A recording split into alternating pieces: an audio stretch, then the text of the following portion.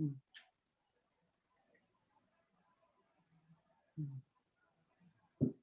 I think we're recording. I'm not entirely sure. I certainly hope It so. says recording. Oh, good. Glad to hear it. That's the problem with being a newbie at something. You're bound to make mistakes early on. Welcome to Old Women Who Write, to our featured interview. I am really happy to have someone with me who doesn't meet the age requirement for old women who write, but she really caught my attention by writing an article called The Gifts of Old Women. And I read it and I was so touched by it that I contacted her and only to find out she is a prolific and excellent writer. So Alison is it in Vancouver, Alison? Yes. Okay. Vancouver, yeah. Yeah, in Vancouver, British Columbia.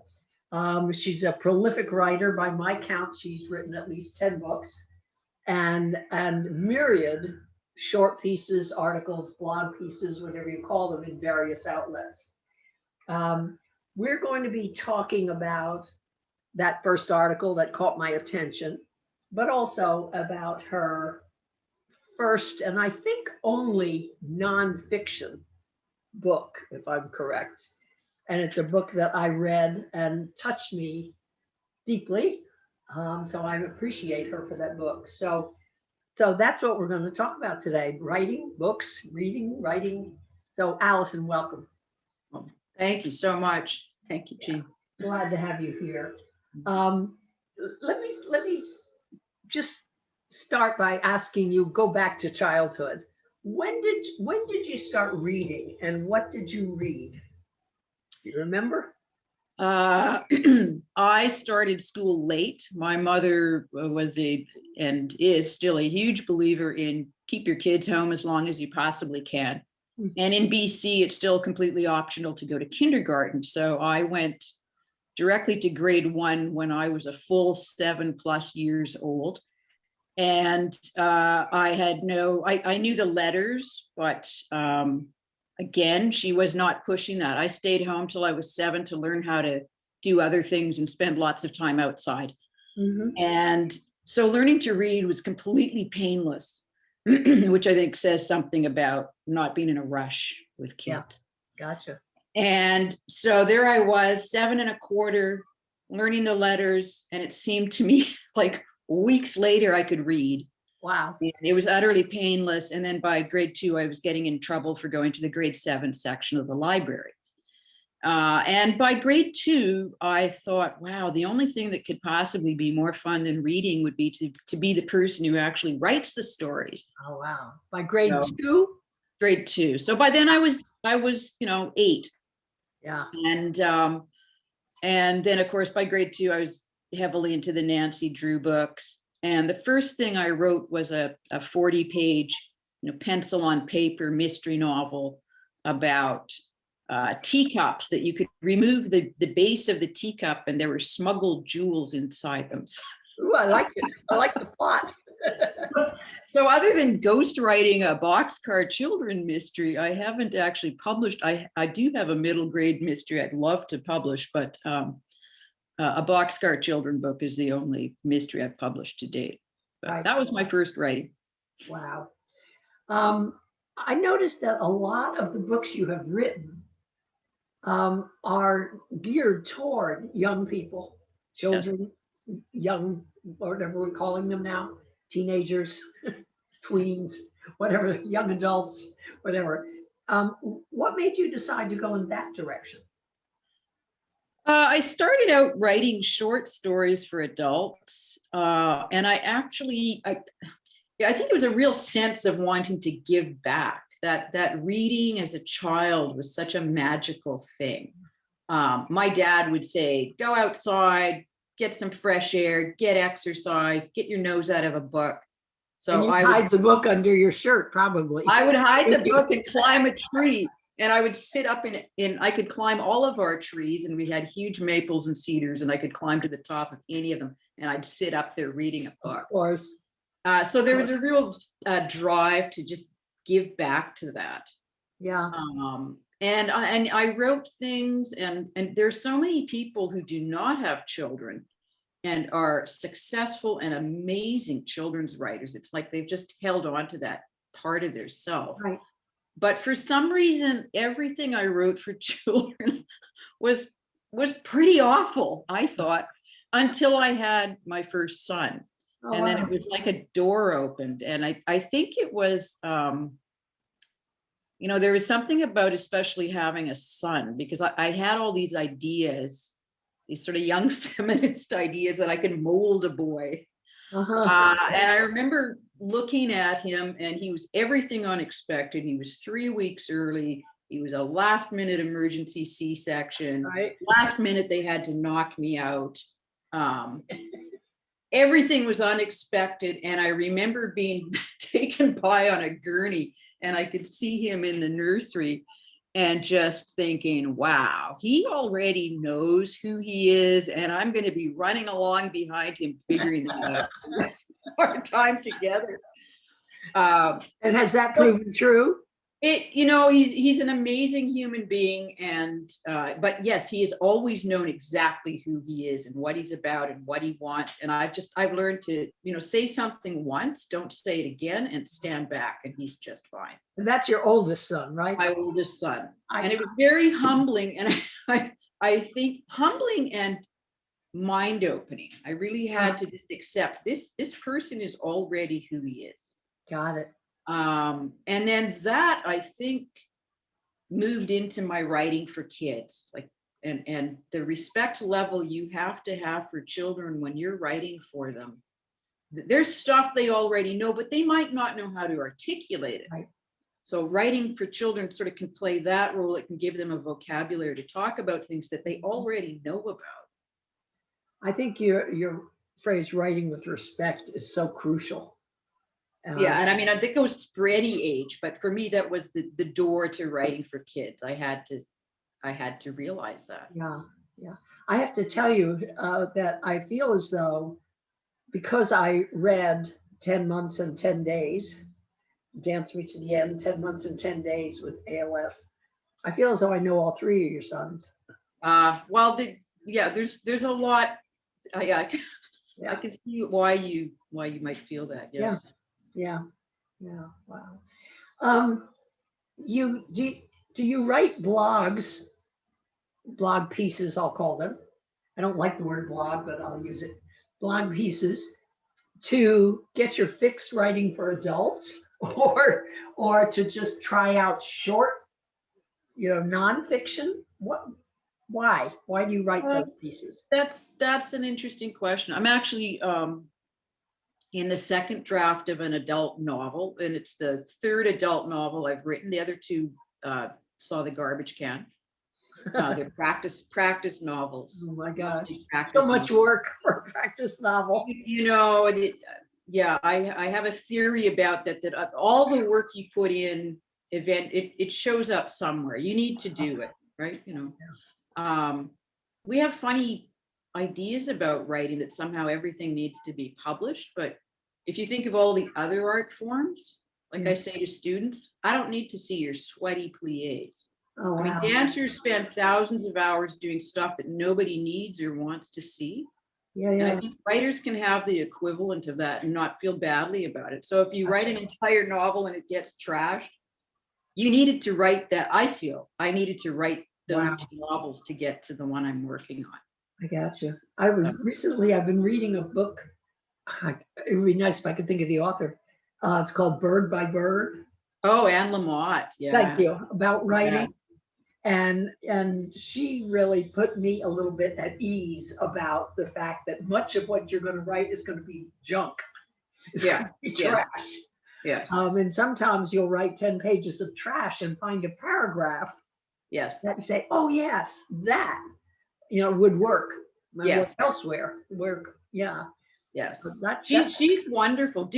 I love her essays too. Her essays are just so. Yeah, I'm not sure I do. I think I had her before I bought Bird by Bird. I had her confused, I think, with a woman who wrote a book about living in West Virginia in the woods in a cabin. And it was about love of nature. It was about isolation. It was about creativity. I loved the book. Have lost the book, and I thought her, maybe it's Annie something else, you know, but for the longest time, I thought that was Anne. Anyway, Well, she's written a variety. She's actually just last week, she has a new book out, and I've ordered it. I'm to pick it up at my bookstore, and I'm excited about it. But she has, I think she's written 4 novels. oh my So, goodness, I had no idea. yeah, she's and then many essays, and she's they're quite spiritual. I kind of I like her brand of Christian. She's Yeah, not what you're expecting. right, But it's definitely there. But she's nice. these wonderful little pieces. Yeah, I heartily recommend. And Bird by Bird is just one of the best writing books. It is. It's just been such a gift to me, really Good. has. Because Nice. I'm really a fledgling writer, so it's really a gift. I think that's exciting.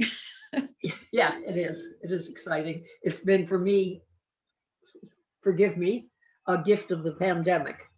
Yeah, no, well, and back to your question, because I have a way of meandering Yeah, on.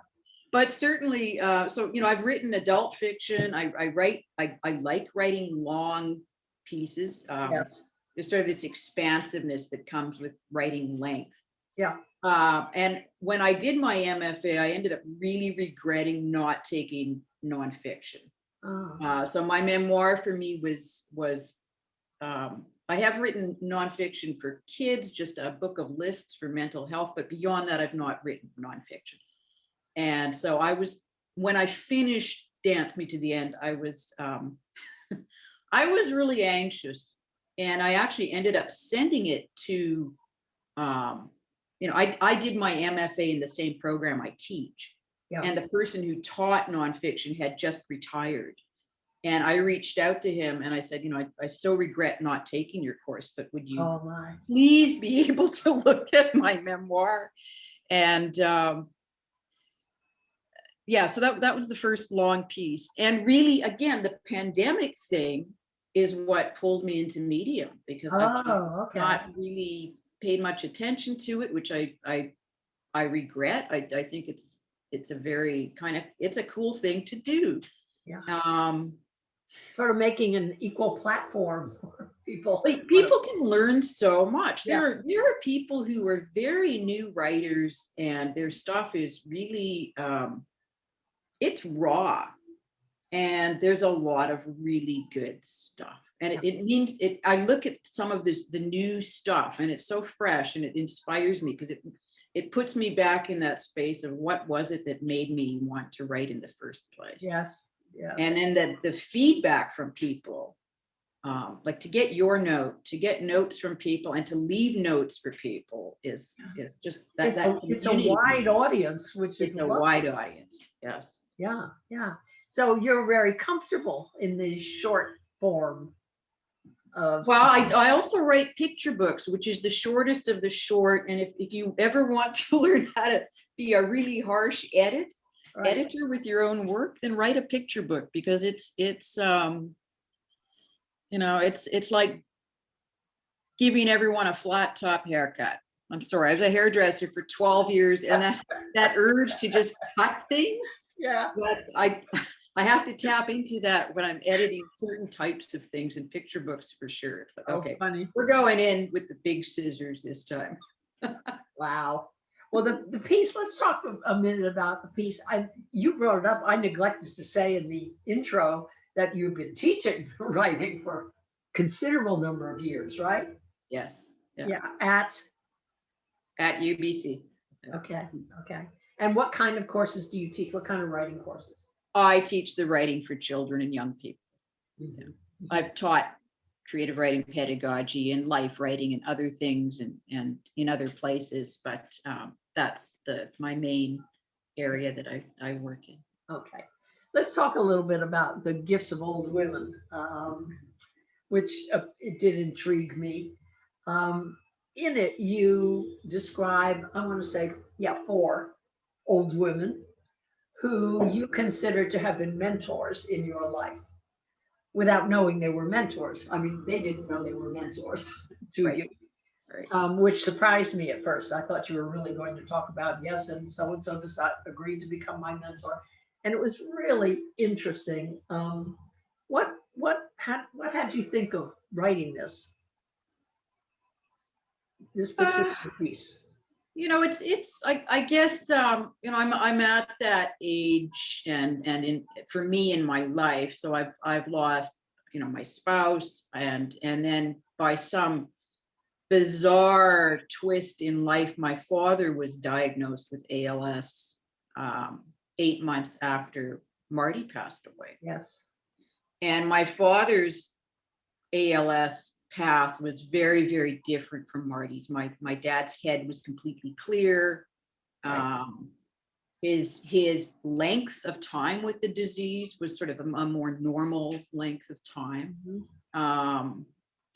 So and then my mom is 85, and she's actually doing remarkably well, a lot better than any of us thought she would do, just seeing what she was going through when my dad was sick. And I think it's my kids are leaving home, have left. So I think I'm at a point where there's a point I feel like You're I have looking to at what's ahead. acknowledge gifts. I have to acknowledge it. What have people given me? What am I able to give others? Like there's that, it's a wonderful place to be when you have, I mean, maybe that sounds bizarre after going through so much grief, but there's just this place where you feel like I have things that are of value. Yeah.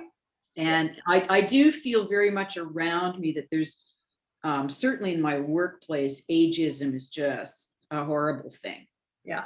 It's not a plus, which is so bizarre with writing, because I think, unlike dance, unlike performing arts, as you age with writing, you just have so much more to do and to give. Right. I told the story, a little bit of the story on the website about how someone else decided I was old, and it had to do with I was working, or I was being on a city commission, my city commission elective office, and I loving it, and I was fighting the developers and blah blah blah. And I went in one day to talk to our brand new mayor, a male in his 50s. Went to talk to him about some concept I had about. And I went all through, and he seemed to be listening. And I finished, and he said, "Oh, that's great. Did you get to spend Christmas with your grandkids?" And I knew. Like, I need to go hit my head on a wall. Right that moment, I knew exactly how he saw me. Yes. Yes. And I had never had that experience before. So it was an eye opener. And so I know sort of what you're saying about the department. Where yes. You work. Yeah. Something happens, something clicks in people's brains that others, if their hair turns gray or whatever it is, and whether it's in their 50s, 60s, 70s, they become of less value, I think. Yes. And it's really distressing. But in that piece, with the four mentors, they were also different. What is it that made them mentors for you, that you attached that label? Like Francesca, is it the woman who was the writer, your writing mentor? What was it about her that they were? I left home when I was really young. I was 17, and as I think I talk about that in the intro to the piece, that I always ended up with at least one older woman in some role in my life. And I learned so much that I think I didn't come up with the word mentor, but they just were. Yeah. And from each of those women, they've each played some role in shaping who I am. In some cases, it was a negative something about their lives, that they were living in grief or living in despair or living in just unhappiness. Yes. Well, I think we learn as much from that as, Barney the purple dinosaur saying, "Love everybody." Yeah. Yeah. I mean, we learn to have that gift of seeing I mean, you know, I'm at an age where I have certain regrets about certain ways I've lived. And for a young person to be able to pick up on, oh, watch for that, try to avoid that path. Yeah, And yeah, I think I did some of that with them. And that's a huge gift. it is. It is. I really appreciate your having written that. Do you see yourself either formally or informally as a mentor to younger people or writers, but any people, all people? Some. Uh, well, certainly just as a teacher, um, I'm pretty open with my students, and I often catch them by surprise by sort of you know, addressing that. And with writing for children, it's so different, especially writing for little kids, because they don't have the same kind of preconceived notions about storytelling. So writing picture books, for instance, can be so experimental. Oh, So I think I kind of exhaust my students sometimes, because I'll say, okay, here's how you're supposed to do this. But if you find another way to do this, you go for it, because every writer's a bit different. And every story and every approach to a story is they're all so different that I mean, again, on Medium, I've done a lot of writing for the writing cooperative publication.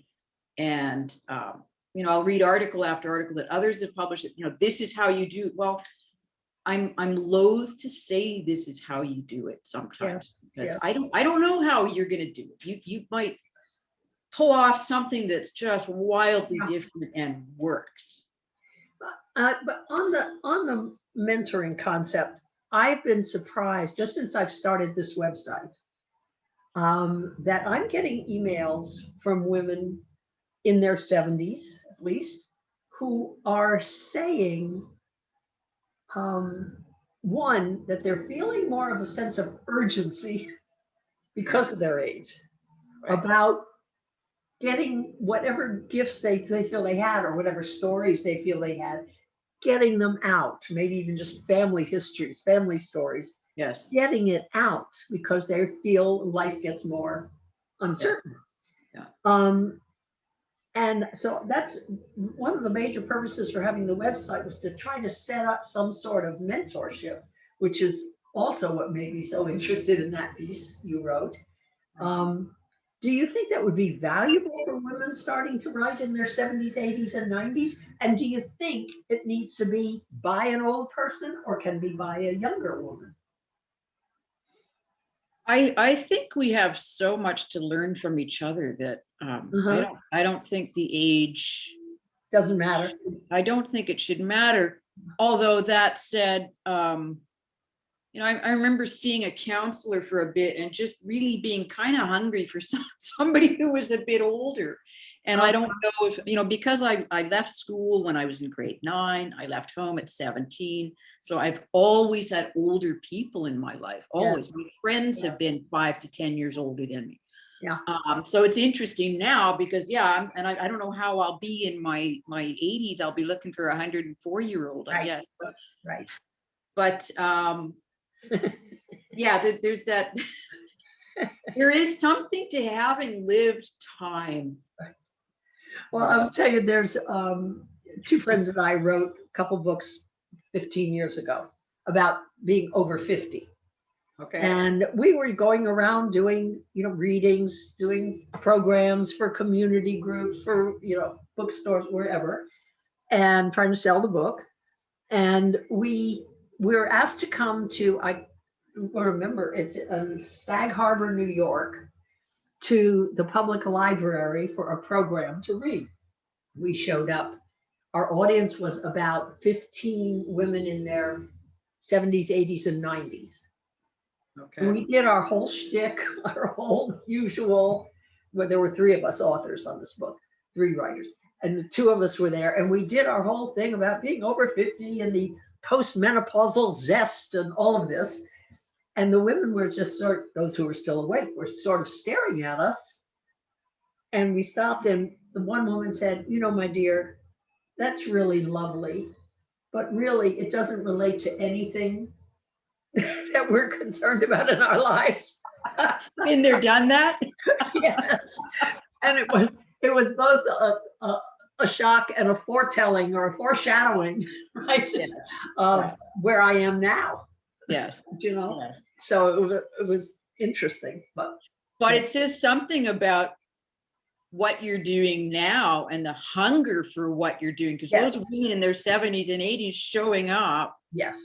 are now, you were just a little bit ahead of your That's time. Yeah. right. As That's long right. as those Yeah, people find you. that's right. Well, Well, let's talk about the book that moved me, Dance Me to the End, 10 Months and 10 Days with ALS.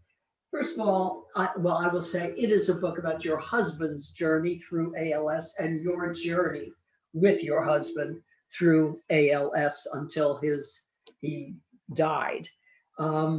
Would you tell, just in case somebody doesn't know what ALS is, and how it acts, what it does? So it's amyotrophic lateral sclerosis. And then something I didn't realize when he was first diagnosed, that in the UK and Commonwealth, it's called motor neuron disease. So it's MND, which I had no idea of, even though I did know what ALS was. I remember most of my growing up years, we had no television, and we got a television finally when I was 12 or 13 or so. And it's really strange because I remember so vividly my dad and I watching the Lou Gehrig story on our old black and white TV, and it just so resonated with me because I remember at that time thinking that has to be the worst way to go. The idea that your brain can be completely clear and active and nimble inside a body that your motor neurons have just given up, and your brain is no longer directing your muscles how to move. So, ultimately you can't eat, you can't breathe. And in my young brain, I was seeing the end and thinking this is absolutely horrible and nasty and choking and just which in fact is not true. But it is certainly it's a nasty disease. And the ice bucket challenge. So most people are familiar with the ice bucket challenge, which happened in the summer of 2014. Mm-hmm. That was the summer before Marty was diagnosed. Mm. And a lot of people are familiar with that. And that really did funnel a lot of funds. We directly benefited from that because there was a warehouse of furniture and stuff we could call. You mean like hospital beds? Yeah, all that stuff. I could make a call to our OT, our occupational therapist, and it would be ordered. I could order it on a Friday, and the fellow, there were two fellows who worked with the ALS Society in BC, and they would show up on Monday and put this stuff together in our home. Okay. But yeah, it's a nasty disease. So for those watching who haven't read the book yet, tell me a little bit about your husband. How old was he when this was diagnosed? And he was 57, and that's I believe that's about the average age. My father was diagnosed when he was 85 or so. mm-hmm. But the sort of mid 50s is sort of the average. It's 2 out of 3 people diagnosed with it are male. And it's usually sort of 3 to 4 years, which was my dad's. And in Marty's case, he was diagnosed on June 1st and he passed away on April 10th. So it was this a year, every week was something just completely different. And it was a Sunday night, and the doctor called our landline. Marty had just been to see the doctor that week. And by some fluke, again, our GP had 3 patients with it. He was about 70, 71 at the time, still practicing, just an amazing GP. We were so blessed with having him. But when a doctor calls you on the landline, which told me that he was trying to get in touch with me, because my husband was very much a cell phone guy. And he said, I'd like to see both of you tomorrow. So I just thought, this cannot be good. Right. Yeah. Okay. What made you decide to write about this very personal, difficult journey you went on with this? Well, see, my brain did one of those things where that was part of my last answer, was just to say that from that phone call, and then how I handled that phone call, because we were about to eat dinner and I went out and talked to Marty about the phone call. And I said, the doctor wants to see us. We're going to go in tomorrow at noon. And he gave me this look that makes me, in retrospect, I think he knew something was going on. Yeah. Because he said, well, why didn't you tell me tomorrow? Which isn't really a logical thing, because most people have planned their Mondays out. And why would I spring it on him tomorrow? Right. But it let me know that, this is not going to be good. And already I've messed up. He wanted to just have dinner without thinking about this thing tomorrow. Yes. And I started, I think I even jotted, I was not keeping a journal regularly at that time, but I remember jotting down thoughts and just how I felt at that time. I don't even know what, I think it's just that same urge that makes any of us writers write. Yeah. That thing that makes you leap into writing now, it's that same urge. And then the next day, talking to the doctor, just dealing with it, I thought, I need to write this down so that I can process it. Because I have always written even when I'm writing fiction, on some level, I'm processing some question in my life. Yes. So although you hadn't been a regular journalist at that point, you became one in the process of this, I assume. Every day I wrote. I ended up with 600 pages. Wow. And wow, that writing, I had no time to go see a counselor, or, it's amazing how communities set up support groups, but if you can't actually get to the support group, or you don't have the time, it played that role. And then when I started to look for other books, because not only was it caregiving, but it was caregiving of someone with a terminal diagnosis. So that was sort of a whole other piece. And ALS is a strange thing in that, Marty was really small. He was 140 pounds when he started, and within months, he was down to like 125. Mm-hmm. And at the time, I was doing a lot of flamenco, a lot of yoga. I was probably in the best shape I'd ever been in. Mm-hmm. So, and then my youngest son was in grade 11 homeschooling. So he was actually home. Mm-hmm. And for the last few months when Marty was sick, my middle son, who's an athlete and very, very strong, he stayed home from school. Yes. So, and we were able to renovate a bathroom with a big shower. So, and so we could live on the ground floor, put all those things together. And he spent one night in the hospital having a feeding tube put in, and otherwise he was at home. So, right, but there's a big jump from keeping the journal to deciding to share it with the world. Yes. And of those 600 pages, back to that sort of gleanable, if you can use that word, paragraph. Yeah. I don't know if there's even a paragraph that's shared between the journal and the finished memoir. Oh, really? So I think that the journal would be just an absolutely horrific read. It became your reference material? Yeah, I could never have written the memoir without it, ever. Yeah. But they're two completely different pieces for two different purposes. Gotcha. And I started to read. I've taught for so long that a lot of the joy of reading has kind of gone. Yeah. And I actually I found it again. People would bring me books, And I would be reading late at night, just wonderful fiction books. Just, it was my way of getting out of the house, because I was very homebound. And then I started to order, a lot of self-published books, and I just couldn't read them. It's the kind of subject matter, it kind of needs an editor, but it needs a brave editor. Yeah.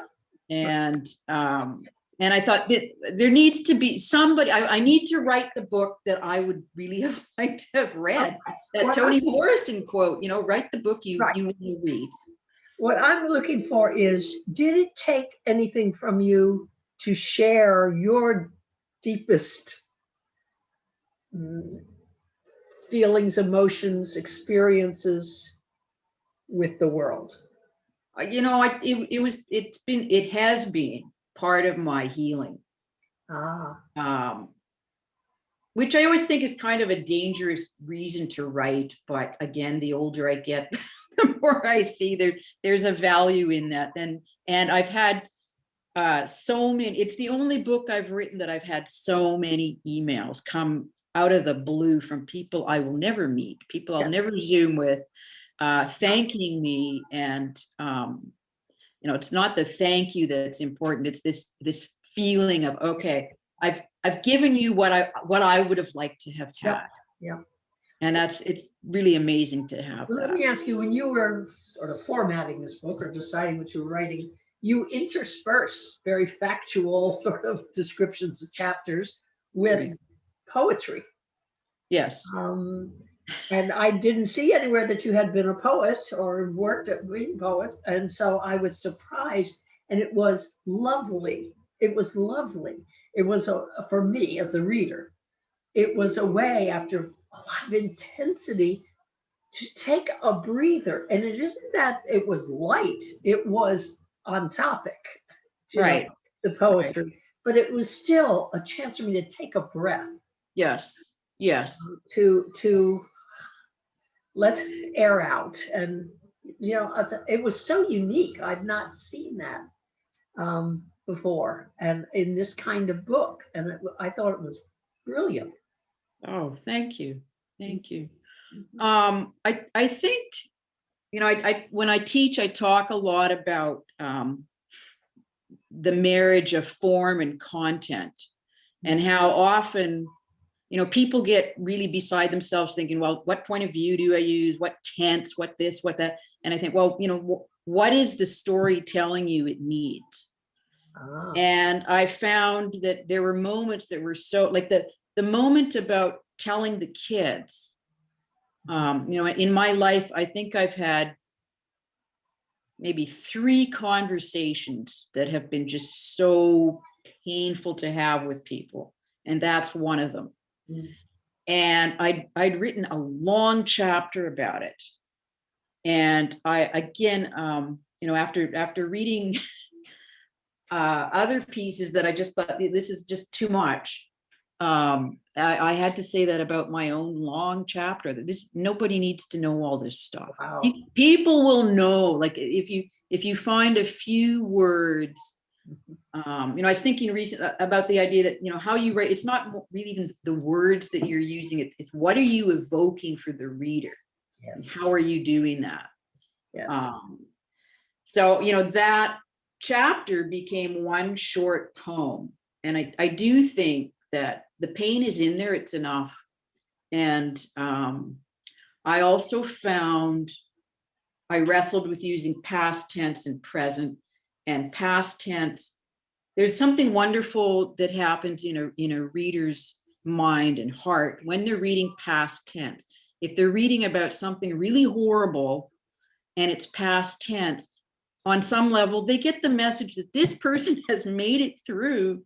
Right. Oh, sure, of course. Yeah. And you'll find a lot of YA novels are written in present tense just to scare the crap out of people, I think. And there's enough about ALS and grief and I don't need to do that.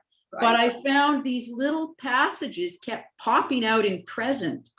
And then, even though I don't consider myself a poet, I've taught enough young adult and middle grade verse novels. So if that's not a form you're familiar with, go and look them up because they're very Yeah. interesting. They're novels completely told in verse. Uh-huh. And they're usually very that word, as much as you don't like the word blog, and like there are certain words like journaling I'm not fond of, Right. but gritty. They're these gritty Wow. pieces. And again, I'm not fond of that word, but Right. there is a place to just cut back, and you're right. That white space around poetry is a breath. Yeah. So that's all that sort of went together. And again, it was just sort of listening. Okay, Right. what is the story? What does this need? And how do people read it? And yeah, they need breathing space. Yeah, that's exactly what it provided Yeah, for me as the reader. I appreciate that. good. The oh, I can't believe the time is going so quickly. I hate this. I have way more questions. Let me. You twice mentioned in the book that music became your drug of choice Yes. during this. Wait, let me interrupt myself. Remind me if I get totally off track to go back to that. Um, I want to say for those listening and thinking, oh, why would I want to read such a sad book? Trust me, this book, while the story of her husband's illness and death is a tragedy, it is a tragic story, it is so beautifully told. It is so wonderful. And there are many, many just uplifting moments Good. of self-realization, of love expressed in unusual ways.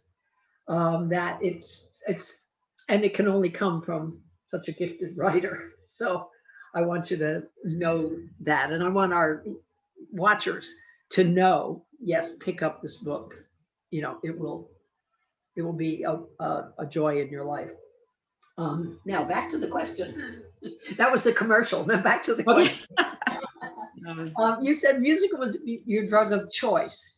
Um, and I can get that. I can hear that. Music will often serve that for me in very tense times, sometimes in bored times.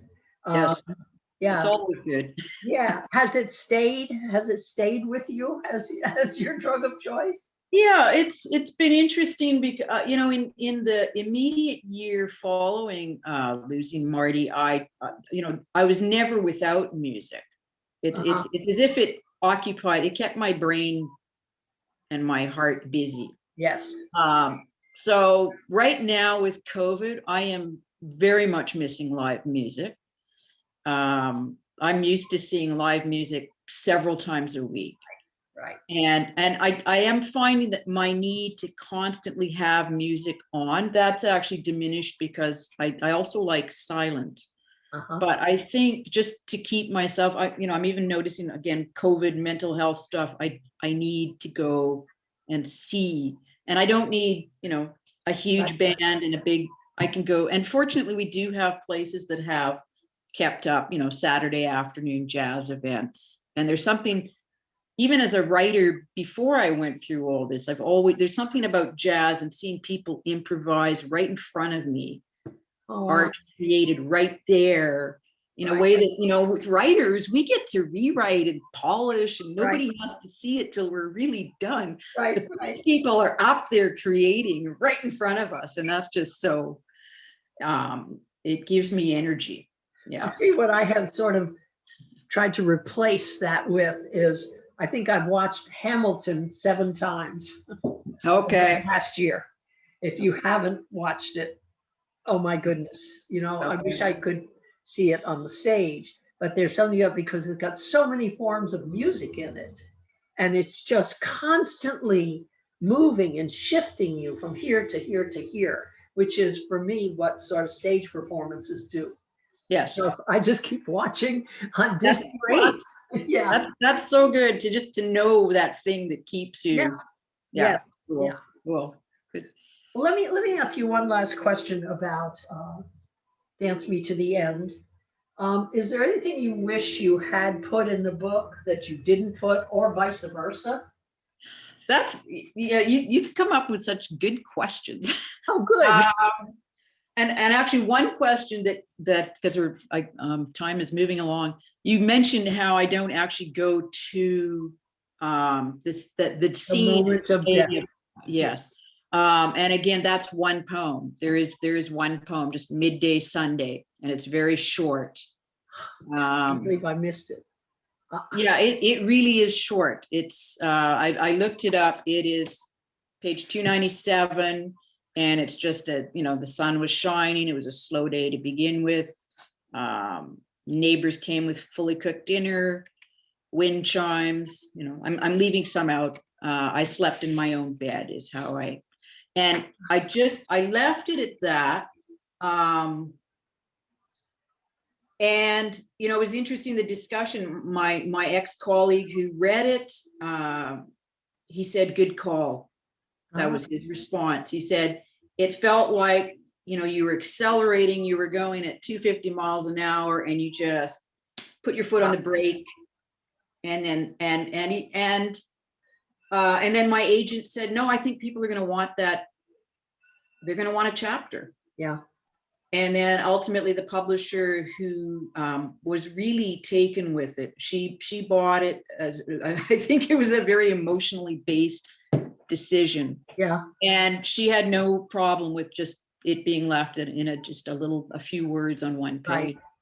Right. I feel like we're so immersed in looking at each other's lives and intimate details. And I just felt like that's not what it's about. It's really mostly it's about my wrestle between being a wife, yeah, and being a nurse. Yeah. And I think, and that's where it's open to others, because we all wrestle with multiple roles, and how does that work? Right. So it was such a good question. Did I leave anything? I feel like I've given that time, that day, just enough. Yeah. My kids, I was really, really careful not to go into a lot of my kids. It's wonderful that you picked up on enough of them, but they still haven't read it, and I wouldn't ask them to read it until they're ready to. Right. So actually, it was a good question, because it really made me stop and think: is there anything I wish I'd put in or left out? And actually, and it's one of those gift things to be able to say, actually, no, I feel satisfied on both counts, that I haven't left anybody short, I don't think, and yet I haven't done that to myself either. Right. So, Right. yeah. Wow. Well, just wrap up a little bit here. Is there any, this is probably a corny question, is there any advice you would give to someone in their 70s, a woman in their 70s, 80s, 90s, who's been harboring this desire to write? What would you say to her if someone came to you and said, I think I have a novel in me, or I want to write my memoir, or what kind of advice would you give?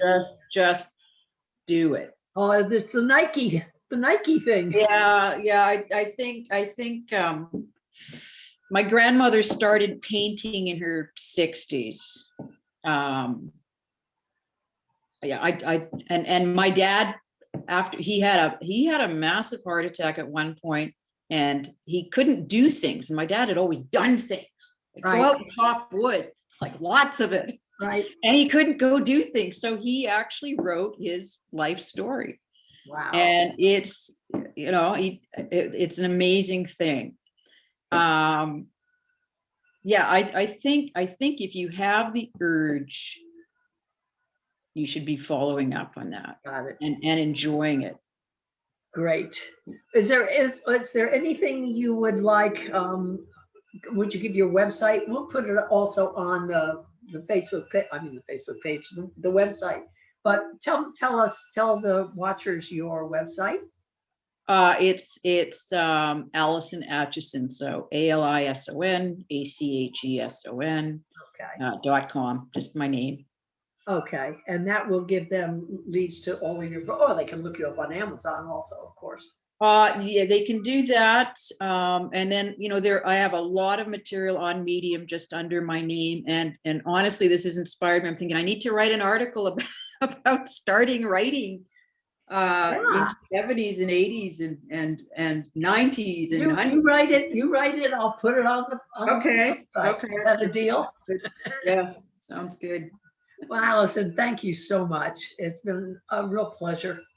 Thank you. To talk to you. I stand in awe of you and your writing, so I really appreciate the opportunity to get to know you a little bit more and hear. Well, I'm excited about your site and what you're doing, Thanks. and nice to be a part of that. Thank you. Thank you. Bye-bye.